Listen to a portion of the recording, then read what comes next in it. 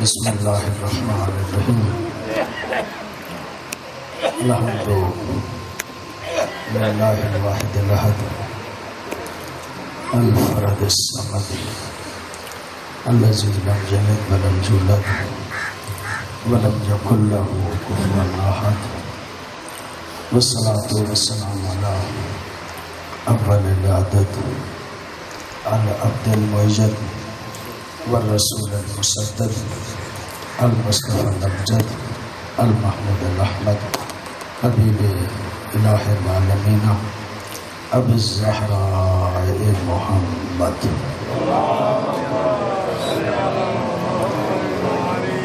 صلى الله عليه وآله الطيبين الطاهرين المعصومين الذين لا يقاس بهم من خلق أحد واللعنة الدائمة على أعدائهم من يوم العداوة إلى يوم الدين. أما بعد فقد قال رسول الله صلى الله عليه وآله وسلم حسین منی وأنا من حسین. درود پڑھیے گا بابا صاحب.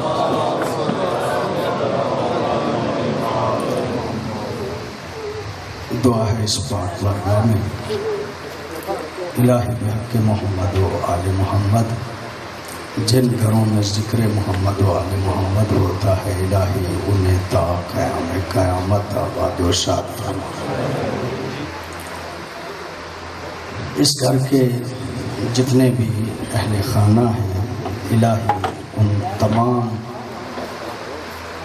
کو اہل بیت رسول کا غم حقیقی معنوں میں منانے کی توفیق عطا فرما، رزق حلال میں وسعت عطا فرما. ہمارے عزیز چاکر خونیلی صاحب ان کو کامیابی و کامرانی عطا فرما. اپنے اپنے مرحومین اور بانیان مجلس کے مرحومین کی بلندی درجات کے لیے بآواز بلند صلوات فرما. کوئی لمبی چوڑی تقریر نہیں کرنا. آپ جانتے ہیں میں نے آپ کو سرکار سید الشہداء کی سواری ان کی ذوالجناح کی زیارت کرانا ہے. تمہید کے طور پر چند جملے عرض کر کے آج جو ہے وہ شبی کی زیارت کرا کے آپ سے اجازت لے لوں گا.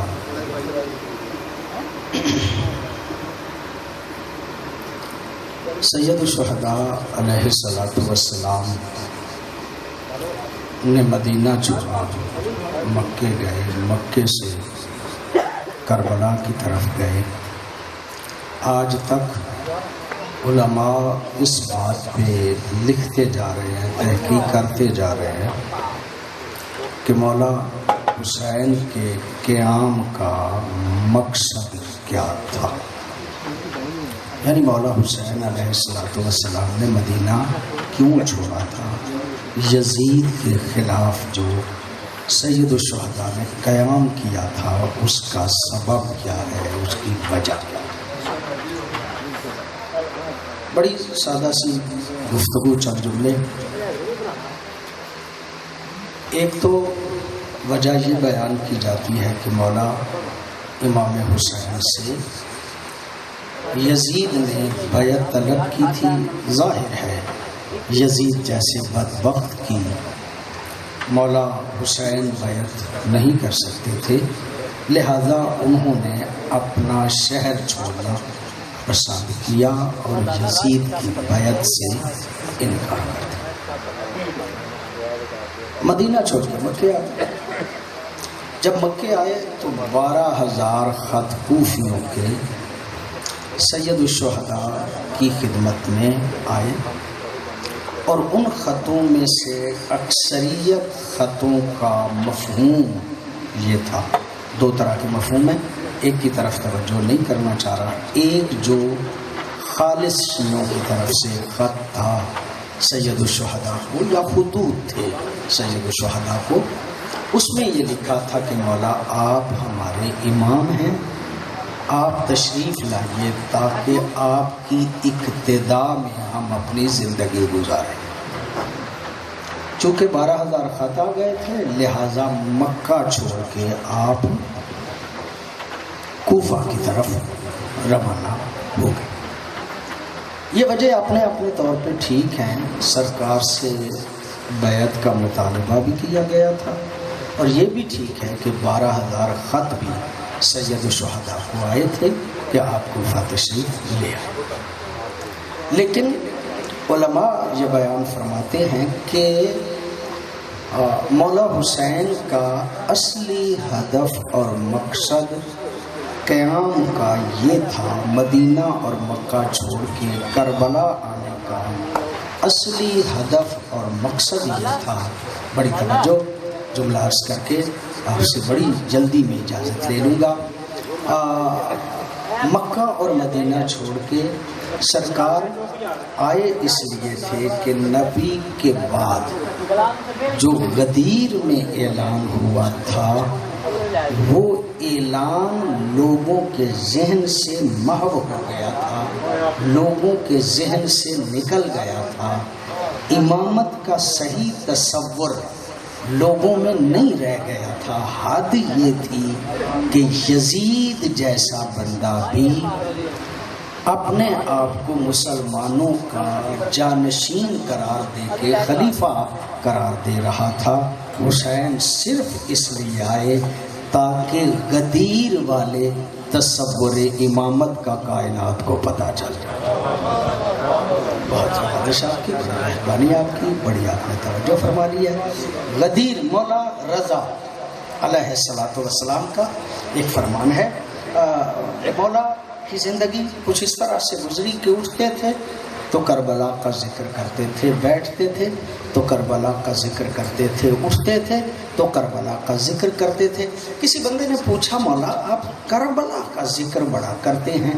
مولا نے جو جواب دیا نا وہ آپ کی خدمت میں عرض کر رہا ہوں۔ مولا فرماتے ہیں اس لیے کہ جس طرح لوگ غدیر کو بھول گئے ہیں کہیں کربلا بھی نہ بھول جائیں۔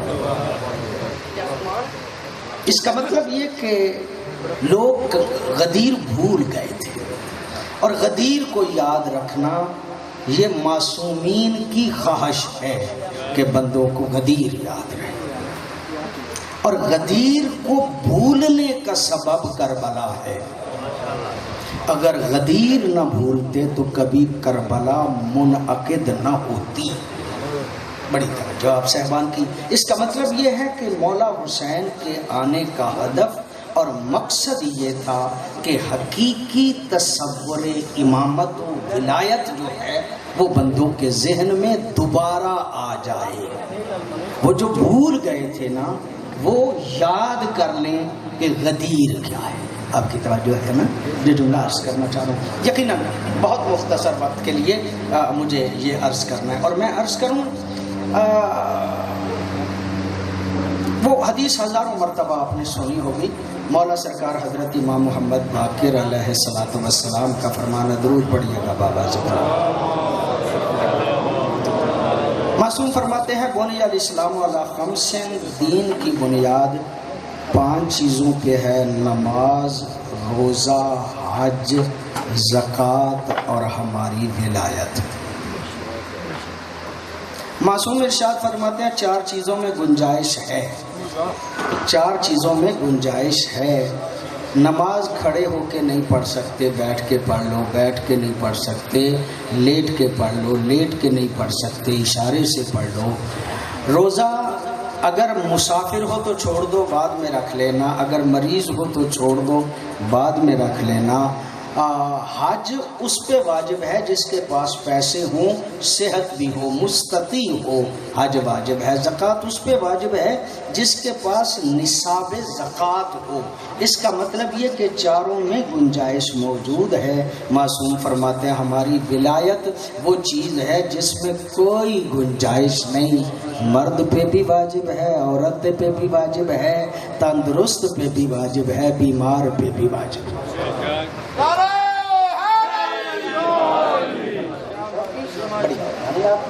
میں آپ کو قریب لے کے آ گیا. ایک جملہ اور عرض کرتا ہوں. یہ زمانہ ہے سرکار حضرت مولا موسیٰ کاظم علیہ السلام کا, اور سرکار جو ہیں ان کے زمانے میں ایک بڑا نیک آدمی, بڑا متقی آدمی, بڑا پرہیزگار آدمی مدینے میں رہتا تھا. نام ہے اس کا حسن بن عبداللہ.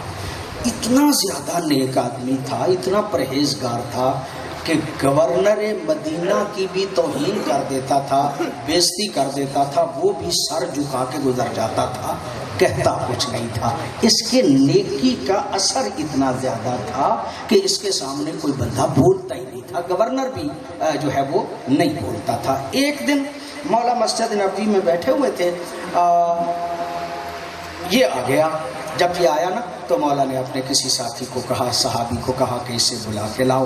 حسن بن عبداللہ سامنے آ گیا. جب حسن بن عبداللہ آیا نا تو مولا نے کہا, پتہ چلا ہے تو نیک آدمی ہے, پرہیزگار ہے, متقی ہے, تیرے تقوی کی خبر ملی ہے. تقوی اچھی چیز ہے, لیکن ایسا کر, یہ تقوی معرفت کی بنیاد پہ ہونا چاہیے.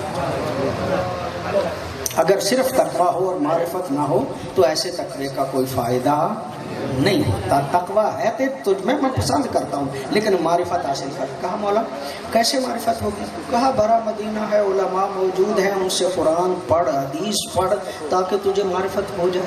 2-4-6 مہینے کے بعد مولا سے ملاقات ہوئی. کہتے ہیں مولا میں نے بڑی محنت سے قرآن پڑھا ہے, بڑی محنت سے حدیث پڑھی ہے, اب تو مجھے معرفت حاصل ہو گئی نا. مولا دیکھ کے فرماتے ہیں نہیں, ابھی تک تجھے معرفت حاصل نہیں ہوئی ہے.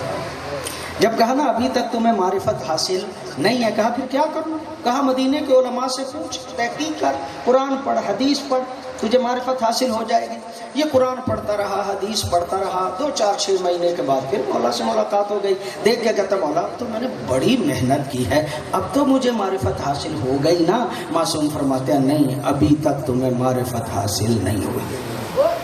جب کہا نا ابھی تک تمہیں معرفت حاصل نہیں ہوئی, دیکھ کے کہتا ہے پھر مولا کیا کروں؟ کہا کہ جاؤ, جا کے علماء سے تحقیق کرو, جا کے پڑھو, قرآن پڑھو, حدیث پڑھو, تمہیں معرفت حاصل ہو جائے گی. اب تھوڑا سا جھنجھلا گیا تھا, پریشان ہو گیا تھا, بار بار بھیج دیتے ہیں. ایک مرتبہ دیکھ کے کہتا ہے مولا در بدر نہ پھرائیے, خود بتائیے معرفت کیا ہے.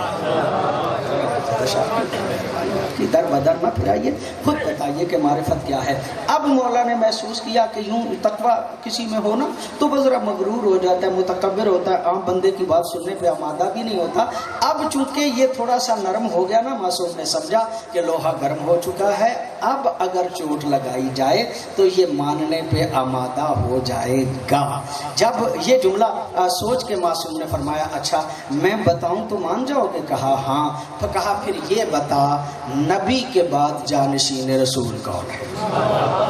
بڑے نوازش صاحب کی مجلس میری ختم ہو گئی, میں نے اتنا ہی آپ کی خدمت میں عرض کرنا تھا. نبی کے بعد جانشین رسول کون ہے؟ یہ جن کو مانتا تھا ان کا نام لیا کہ فلاں ہستی جو ہیں وہ جانشین رسول ہیں. یہ جملہ کہنا تھا. مولا دیکھ کے کہتے میں نے پہلے نہیں کہا تمہیں معرفت ہی نہیں. بڑی نوازش آپ کی, میں نے یہی تو کہا تھا تمہیں معرفت ہی نہیں ہوئی. کہا پھر کون ہے بعد از نبی جانشین رسول؟ یہ جملہ کہنا تھا کون ہے بعد از نبی جانشین رسول. مولا نے قرآن پڑھا, حدیث پڑھی, اور قرآن و حدیث پڑھ کے اسے سمجھایا کہ نبی کے بعد اگر کوئی وارث کائنات ہے تو اس کا نام علی ہے.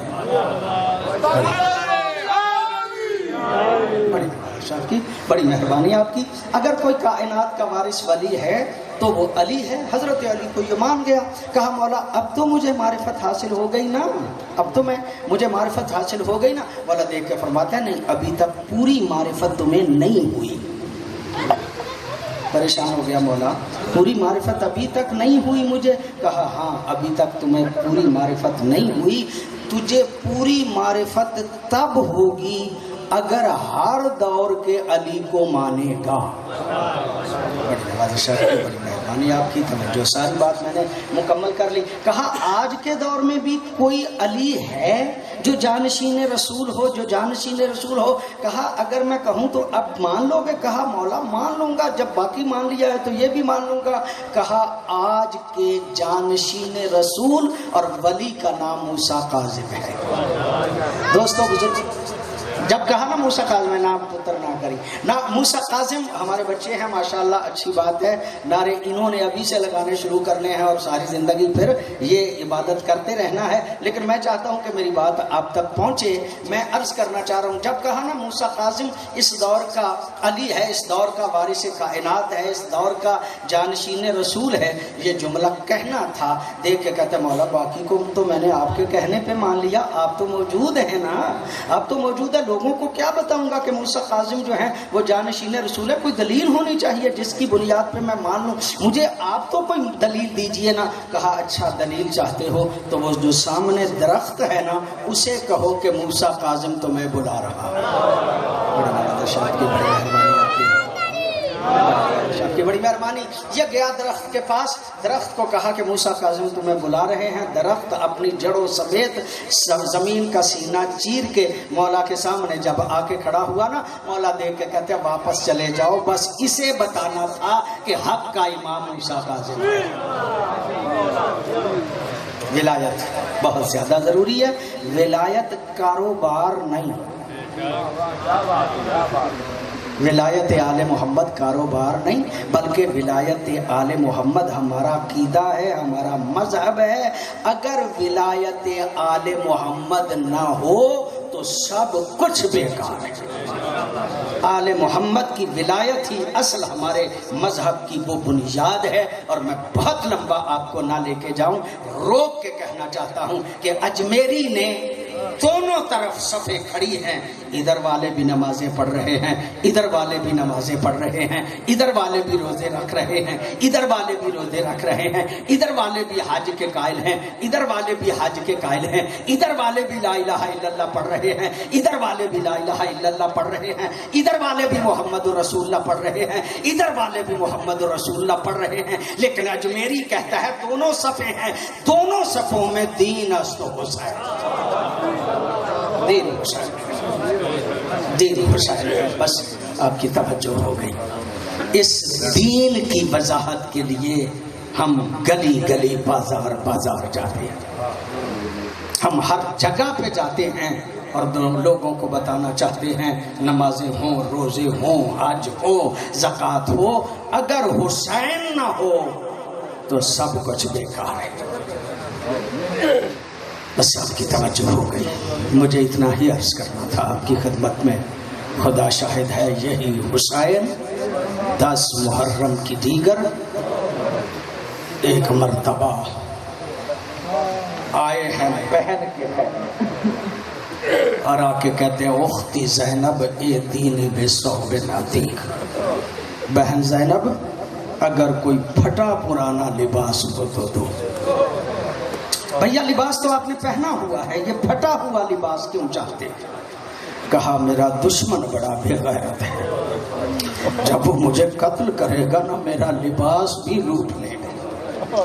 میں چاہتا ہوں ایک ایسا لباس میرے بدن پہ ہو کہ جس لباس کو کوئی چاہے نہ، جس میں کوئی رغبت نہ کرے. اس کا مطلب یہ ہے شیعو سیدو غیر سیدو، یہ بہن اپنے بھائی کو لباس نہیں دے رہی تھی بلکہ زندگی میں کفن دے رہی تھی.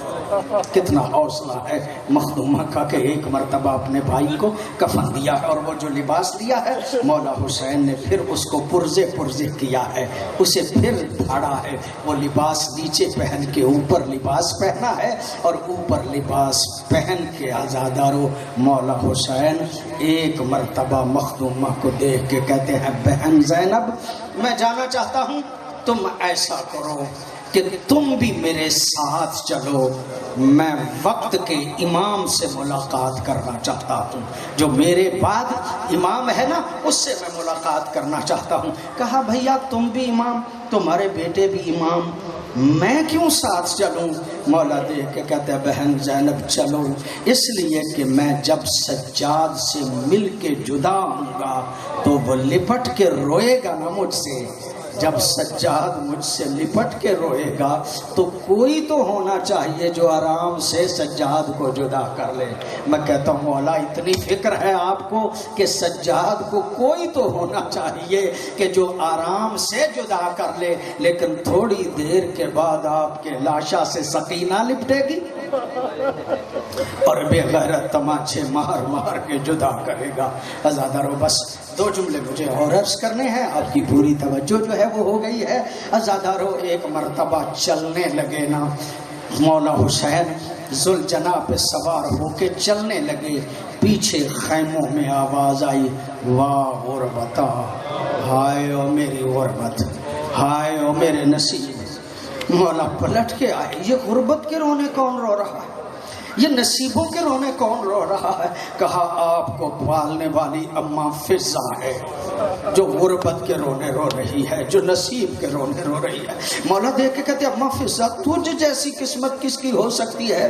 تجھ جیسی قسمت کس کی ہو سکتی ہے؟ علی و زہرا تمہیں بہن کہتے تھے، ہم تمہیں ماں کہتے ہیں، تمہارے جیسی قسمت کس کی ہو سکتی ہے؟ یہ جملہ کہنا تھا۔ جناب فضا دیکھ کے کہتے ہیں میری بڑی قسمت ہے، علی و زہرا مجھے بہن کہتے تھے، تم ماں کہتے ہو، لیکن قسمت کے رونے اس لیے رو رہی ہوں کاش آج میرا بھی کوئی بیٹا ہوتا، اجرکم اللہ، آج میرا بھی کوئی بیٹا ہوتا، میں حسین تم پہ قربان کرتی۔ علماء کہتے ہیں یہ جملہ کہنا تھا۔ مولا نے اپنی جیب سے رومال نکالا، اس رومال کا ایک سرا اپنے ہاتھ پہ باندھا، دوسرا سرا جو ہے وہ جناب فضا کو دیا اور دے کے کہا اماں فضا جاؤ کربلا کے میدان میں مجھے اس طرح لے جاؤ جس طرح حاجی اپنی قربانی مینا میں لے کے جاتا ہے، ایسے لے کے چلے جاؤ اور وہاں جا کے اعلان کر دو حسین میرا بیٹا ہے۔